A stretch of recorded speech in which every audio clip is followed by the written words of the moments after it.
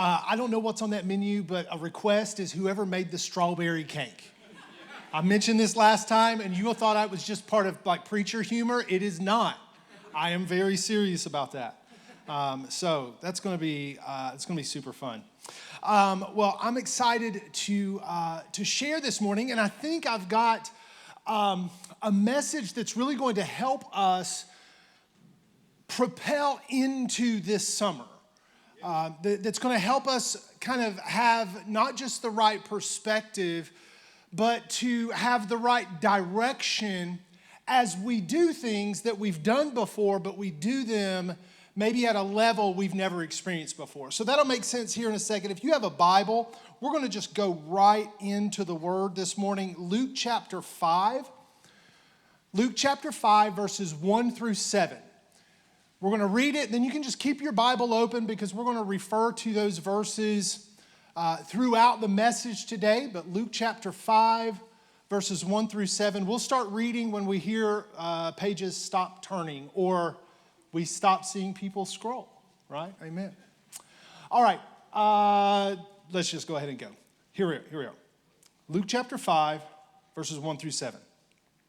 One day, as Jesus was standing by the lake of Gennesaret, the people were crowding around him and listening to the word of God. He saw at the water's edge 2 boats left there by the fishermen who were washing their nets. He got into one of the boats, the one belonging to Simon, and asked him to put out a little from the shore. Then he sat down and he taught the people from the boat. Verse 4 says that when he had finished speaking, he said to Simon, "Put out into deep water and let down the nets for a catch." Simon answered, "Master, we've worked hard all night and haven't caught anything. But because you say so." Pastor Lauren almost preached the message this morning, but it's okay. It's good. It was like priming the pump. "Because you say so, I will let down the nets." When they had done so, they caught such a large number of fish that their nets began to break. So they signaled their partners in the other boat to come and help them, and they came and filled both boats so full that they began to sink. Have you ever worked so hard at something? Just, you put all your energy and all your effort into it, and then when you finished, you felt like you didn't really have anything to show for it. Like you put all this effort into it, and then you step back and you look, and you're just kind of a little bit disappointed. Maybe you've experienced that spiritually. Maybe a lot of times this is what happens when people go on a fast for the first time. They put all this energy and effort into the fast, and what we don't do a great job of teaching people is that a lot of the kind of results of a fast happen way after the fast. Like it's things that you've sown in that season that you reap months or even years later, but right after it, you're like, I didn't really hear from God.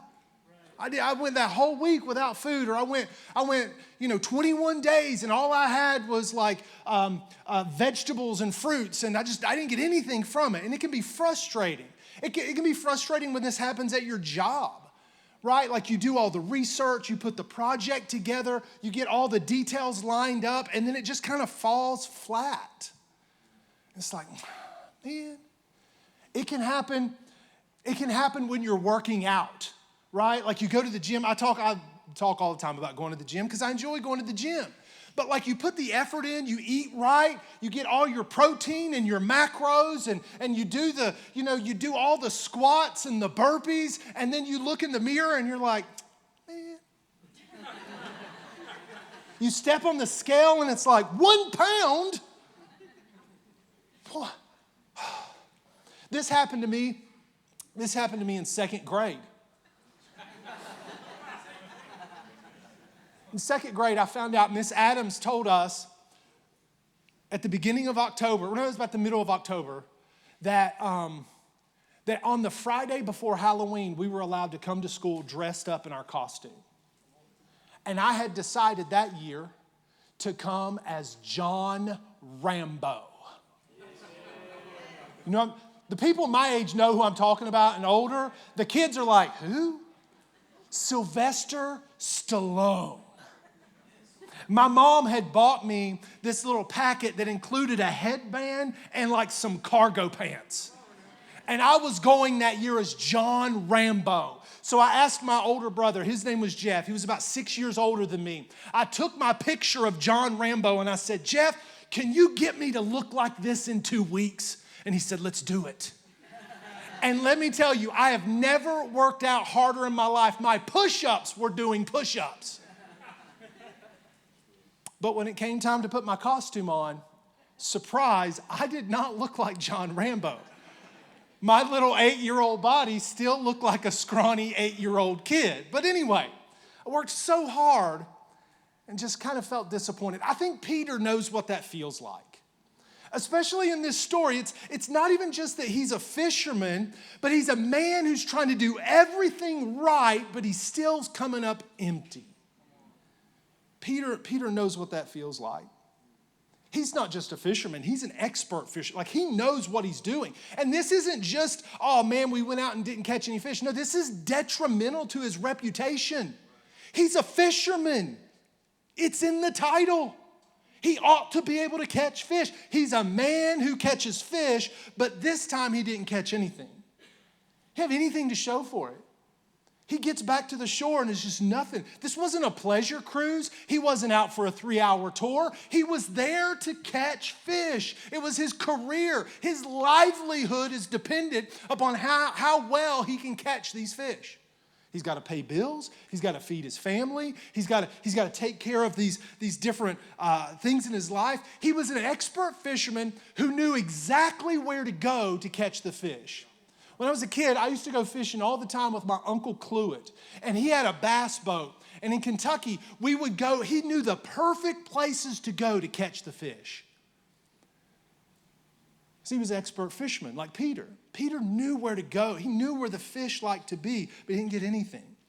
And I just imagine that as he's washing the nets on the shore, he's feeling all of this frustration. Just frustrated. Got nothing to show for all this work that I've done. And I love that Jesus shows up and Jesus knows how to address not only moments of frustration, but seasons of frustration. Where it just feels like, man, I keep running and I'm not going anywhere. I'm doing all this work, all this stuff, and I'm not making any progress, because frustration can be a moment, but frustration can also linger. But I love that this passage shows us that frustration doesn't have to be final. It doesn't get the final word. It doesn't define Peter's future, and it doesn't define your future.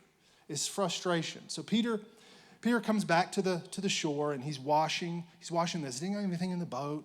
He's kind of throwing in the towel.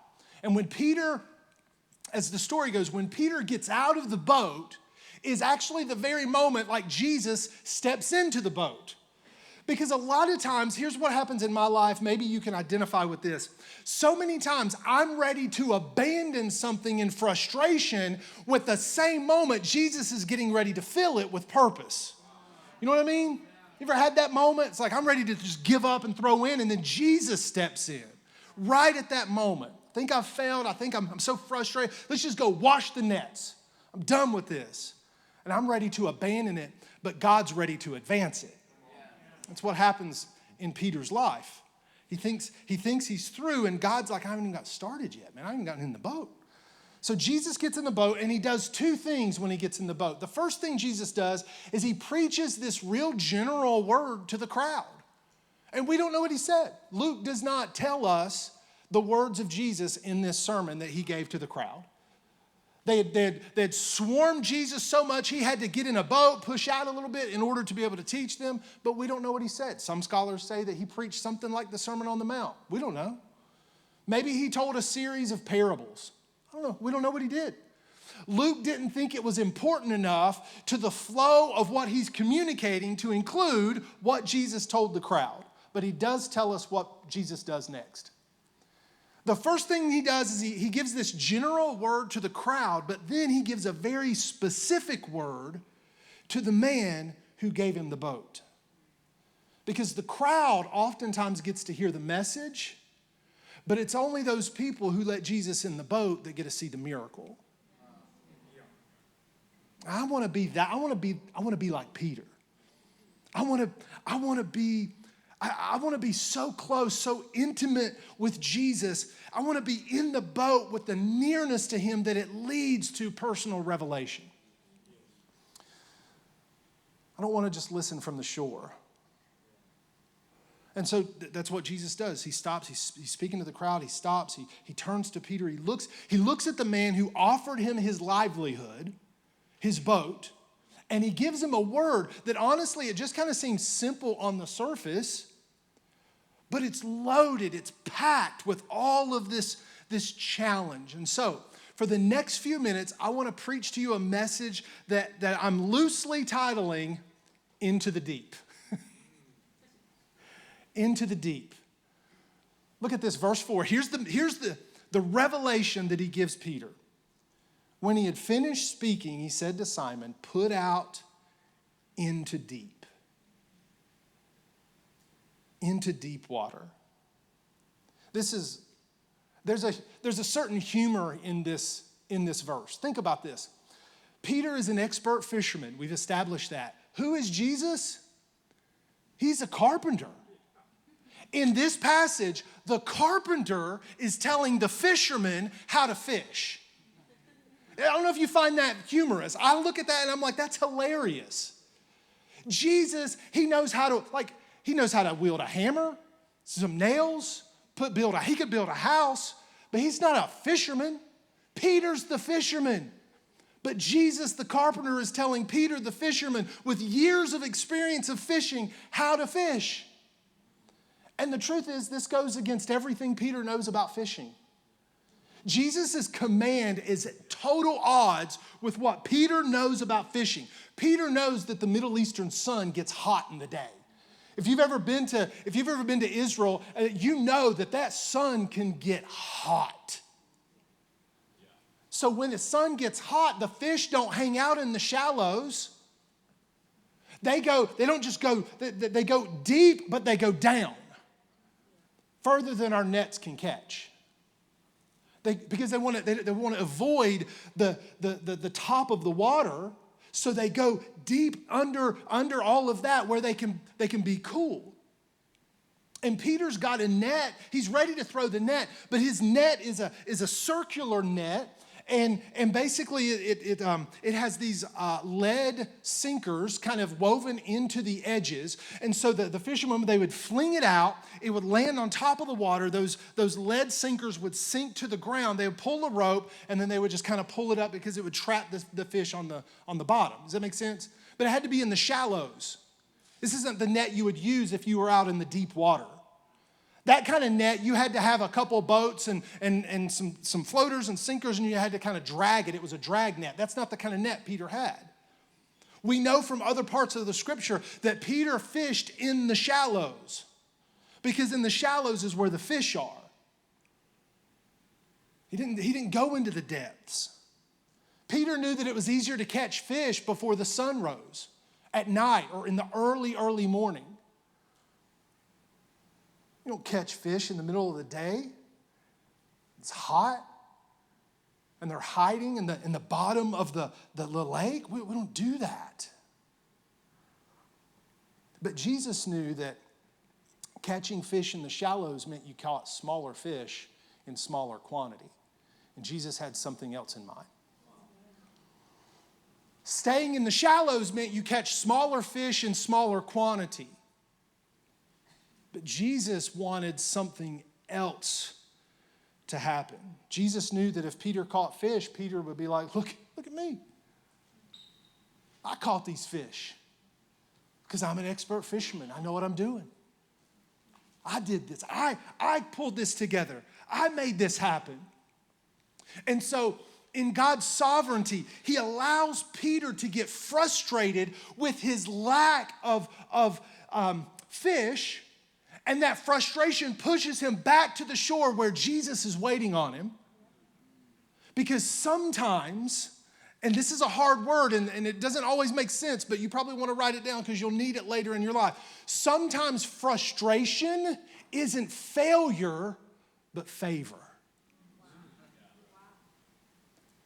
Sometimes the frustration that you feel is not a sign that God is done with you. It's not a sign that you failed. It's actually the favor of God because he loves you too much to let you catch little fish. He's got bigger plans for you than staying in the shallow end of the pool. He wants you to get to a place called the deep, where the big fish are. Had Peter caught that little net of fish, he would have thought that was his calling. That was his destiny. But Jesus didn't want him to succeed in the shallows. He wanted him to push out into the deep. Jesus tells him, he says, put out into the deep. Let down the nets for a catch. What's interesting, though, is what Jesus is asking Peter to do. He's already done. That's what he did all night.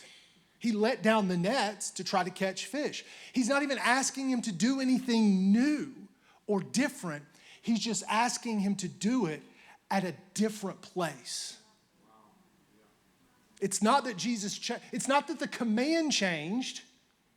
It's that he's inviting him to a place he's never been before.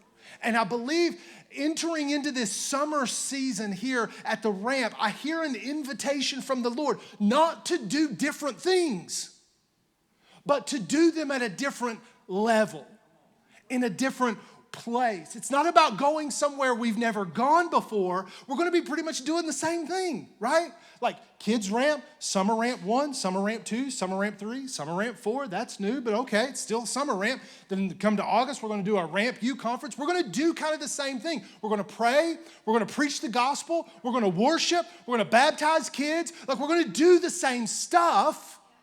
But I feel like the invitation from the Lord is to push out into the deep and do them in a way and at a level you've never done before. So many times when we're longing for breakthrough, when we're hungering for breakthrough, we want to do something different.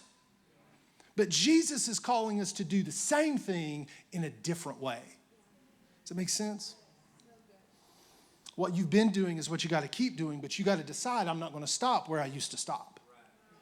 I've been praying, but I'm going to continue praying, but I'm not going to stop praying where I used to stop praying. I'm going to keep giving, but I'm not going to stop giving where I used to stop giving. I'm going to go into the deep. I'm going to worship like I've always worshiped, but I'm not going to stop worshiping where I used to stop worshiping. I'm going to push out into the deep. I'm going to take it to a place I've never been before. What does that mean, though, deep, right? You ever heard somebody preaching and you're like, you hear, man, that was deep. That was so deep, which is really code word for, I didn't understand a thing he said. This is what Peter says about Paul in 2 Peter. He's like, Paul says a lot of things that are really hard to understand. He's deep. That's not what I'm talking about. I'm not talking about something that sounds impressive but leaves you like, I don't have a clue what they said. Deep isn't stuff you can't understand. In fact, deep isn't even knowledge-based at all. Deep is a place that you get to through radical obedience. Deep is not complicated. It's not complex, but it's really costly. It's radical. This is what Jesus asks Peter for. Radical obedience. It's not spooky, it's not mysterious, but it will cost you everything. Everything inside of Peter told him that Jesus' words and his command was wrong. That's not how you catch fish. It contradicted everything that he knew about being a fisherman. But look what Peter says, verse 5. Master, we've worked hard all night and haven't caught anything. everything you're saying, Master, it doesn't make any sense to me. I know how to fish, and what you're saying goes against everything that I've ever taught, everything my dad taught me, my grandpa taught me, my uncles taught me about fishing. But because you say so, radical obedience. Because you say so. And that one short little line completely changed everything about Peter's life. If he had caught the small fish in the shallow end, he would have thought that was his calling and destiny. But frustration led him back to the shore where he met Jesus, and radical obedience will eventually turn him from a fisher of fish to a fisher of men. From swimming in the shallows catching small fish to swimming in the world catching big fish. This one line, because you say so. Peter set aside every excuse, every thought, every ounce of pride. He laid it all down. He surrendered it all, and he responded with radical obedience. No arguing. Well, Jesus, that's not really how you catch fish. No compromise. Well, what if we just go out a little bit past the shallows, but not into the deep? What if we go out middle of the way? No, just a simple act of faith, of trust. I trust what you say. And because you say it, I'm going into the deep. And I'm going to do what doesn't make any sense. I'm not going to do anything different, but I'm going to do it in a different place. And it doesn't compute into my mind, into my brain, but because you say so. Deep is when you stop trusting yourself and you start trusting the voice. Deep, going into the deep. What if the greatest moment of your life that would change everything? What if the greatest moment in the life of the ramp wasn't being blocked by the enemy, but was hiding behind an act of radical obedience? What if your breakthrough isn't being held back by the enemy, but it's waiting on you to get to a place called the deep? And the only way you get there, radical obedience. How do you know where that is? Like, there wasn't a little buoy out there balancing in the lake that said deep, right? Like, how do you know where the deep is? How do you find the deep? Well, I remember as a kid, one of my favorite summer pastimes was going to Chief Logan State Park swimming pool. I love going, like they had a high dive and they had some, like the pool, and they had the little splash area and the fountains, and it was great, man. You had to pay money to go there, which was kind of a ripoff because we built the park anyway, but anyway, it didn't matter what I was saying.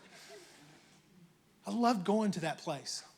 And I remember before I really got comfortable swimming, right? Like you know what I'm talking, like when you're not comfortable swimming, you kind of stay in the like kiddie pool area where your feet can touch.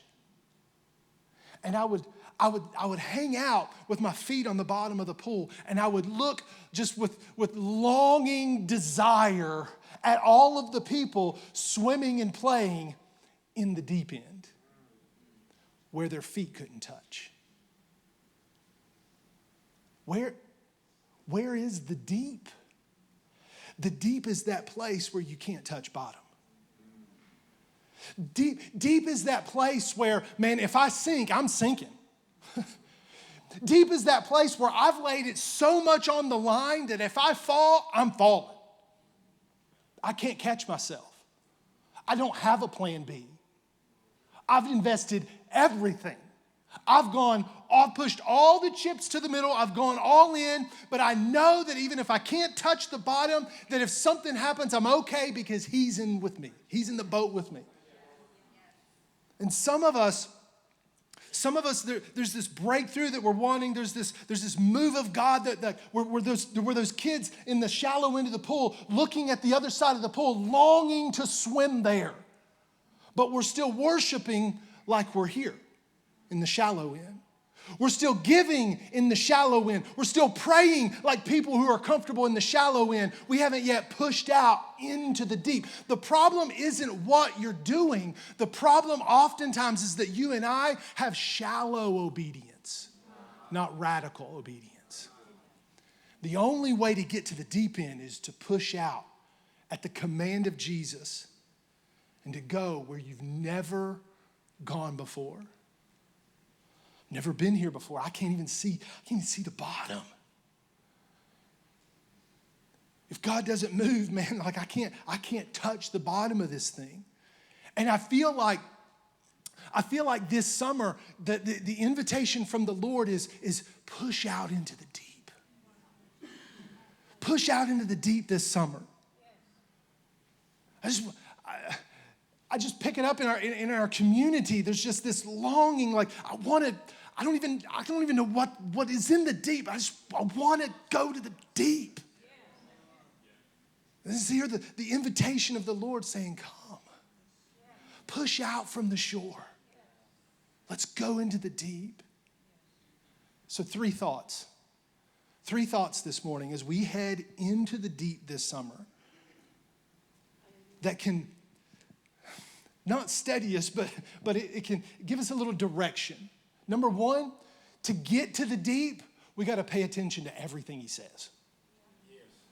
We got to pay attention to everything he says. Think about Peter is tired. He's been up all night. He's exhausted. He's worked. He probably just wants to go lay down and take a nap, and that's understandable. But I don't get to control when he speaks. I only get to control how I listen. So I got to pay attention to everything that he says. I got to keep my ears open. I got to keep my heart in tune. I got to keep in alignment with him. I got to dial in the radar of my own spiritual antenna so that I'm hearing every word that he says. I got to pay attention. I got to pay attention to everything that he says. Because if God says something to you more than once, that's an act of grace.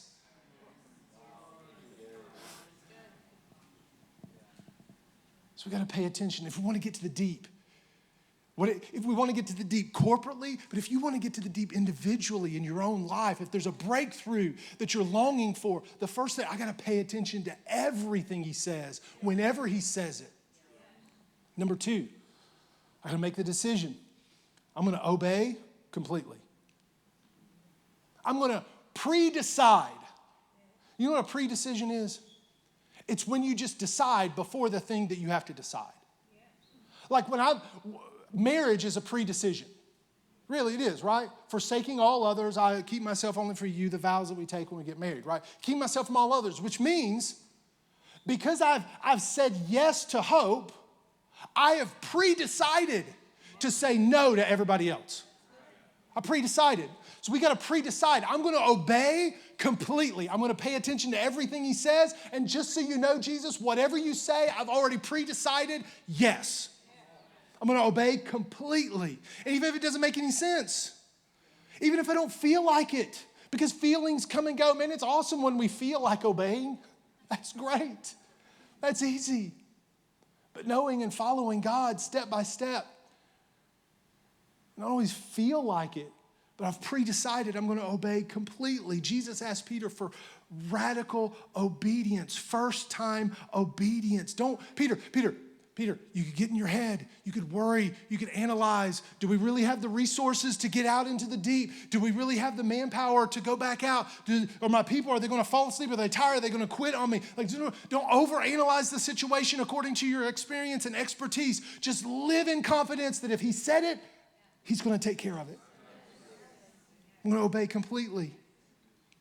I'm going to have confidence in God. I'm going to have first time. Man, parents, we're always preaching first time obedience to our kids, right? Like, you obey the first time I say something. Man, what if God treated us that way? You obey the first time I say. Oh. But I want to live with first time obedience. Like many of us are requiring that of our kids, and we're not living it with the Lord. First time obedience. Peter didn't obey because the strategy made sense. He obeyed because he trusted the one speaking. That's why.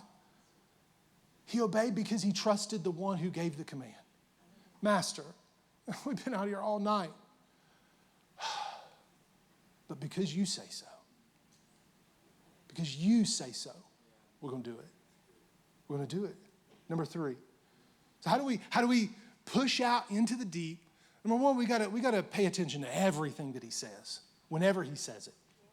Number 2, we just got to pre-decide, I'm going to obey completely. What it doesn't make sense, I'm just going to obey. And number 3, we've got to expect a harvest that you can't reap by yourself. Because when God does something, he doesn't do it halfway. He exceeds every expectation. What if the thing God wanted to do this summer at the ramp was so significant we had to find other boats? That's what Peter had to do. What if the thing God wanted to do in your life, personally, at work, with your family, with your kids, what if the thing God wanted to do in your life was so significant, it was going to take more people just to help you bring the net in? Some of us might need to get some additional people in our life. Some people are not going to hang around for it. That's okay. God's about to bring a whole new circle of people in your just to help you get the net in. But shallow doesn't cry out to shallow. Deep cries out to deep. And as I was just kind of going over this last night and praying, I felt like the Lord was saying to us, don't worry about the resources. Jesus has got some partners in other boats. The vision is great. The deep is huge. I've got some partners in another boat that's waiting to see you push out into the deep. And as you push out into the deep, we're going to signal them. You don't even know they're there yet. But we're going to signal them, and they're going to come help you bring the net in. We're going to expect a harvest that we can't haul in by ourselves. There's some partners, though. Like maybe ramp church partner or ramp partners. I don't know. I'm using that word because this wasn't the scripture. God's got some people watching this house. And this is not in any way a critical thing about anything that has happened in the past at all. But God's got some people watching and waiting for the ramp to push out into the deep. And then the resources needed to bring in the harvest are going to be provided. Worship team, you can go ahead and move in place. I got to wrap this up. I could keep on going, but the story wasn't about the fish. This is not a story about fishing. It's about trusting. Peter's discovering that Jesus doesn't just want to preach from his boat. He wants to fill his boat. And I feel like God is even calling us to go deep. And he's not even just calling us to go deep. He's actually waiting for us to get where he's commanded our blessing to be. Because think about this story. If he can speak to the wind, if he can speak to the rain, if he can calm the waves, he can command some fish to be where they're not supposed to be. And there are some blessings in your life, and there are some blessings in my life that God has positioned in a place we've never been, and he's calling us to the deep, where he's already called the breakthrough. It's just waiting on us to respond like Peter with an act of radical obedience to get to a place called the deep. So here's how we're going to pray. I'm going to invite everybody to stand this morning. Here's how we're going to close out in prayer. And prayer team, if you want to, you can go ahead and come up. And this is not necessarily even... it's not necessarily even a message that just leaves us with a, one of those like dynamic Pentecostal altar services. Maybe we go there, I don't know. But it's not even that. It's just, if you're ready to obey. This is the call this morning. If you're ready to obey, whether you're tired and frustrated, or maybe you're here and you're like, man, I'm not tired. I'm energized and excited. I'm ready to go. Cool.